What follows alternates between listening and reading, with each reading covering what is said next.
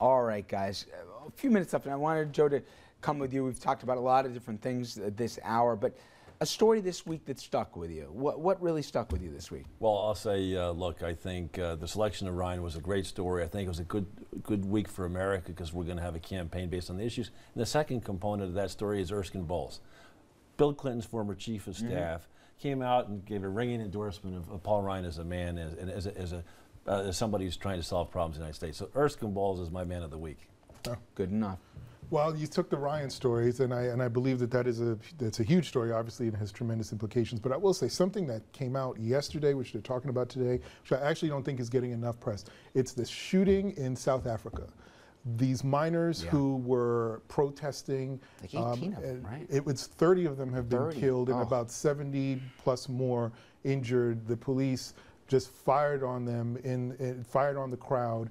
It's really disturbing film if you haven't seen it, but it's probably the worst massacre in the post-apartheid, most violence in the post-apartheid era, and it's not getting enough coverage in it, and it really should. It's a heartbreaking story. Selection of Ryan, I agree with you, but for opposite reasons. I love politics, not as much as you do, but along the same area. And I've just been amazed at watching Mr. Romney, and this is really not a partisan attack, but it's just so funny to me watching. It's like my health plan. It's not my health plan. My health plan is different. Ours is similar.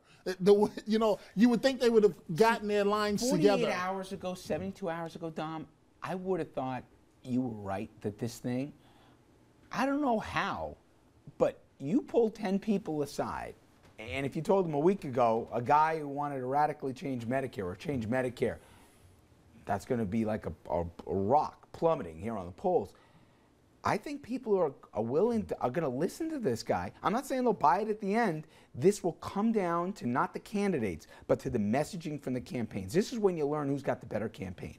Who can make this a bumper sticker and say, this is the right path, the practical path, or whatever else. So I would have agreed with you at the beginning of the week. I'm not so sure. I'll be really interested to see tomorrow at a senior center in Florida, which is ground zero for this debate here on Medicare, Paul Ryan and his mom, how they can sell it. And you mentioned Africa. I saw a story, at Times did this, and we all believe and want to fight the war on drugs.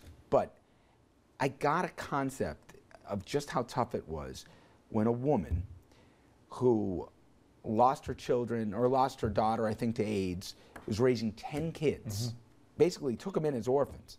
And she's growing on her property this strong marijuana, and that's how she's supporting herself. And if you're going to fight the war on drugs, how do you convince this person not to do this to put food on the table? I'm not in any way condoning it, but it just to me brought home how hard it is, let alone what you see across the border in Mexico, to win this fight, if it's even winnable.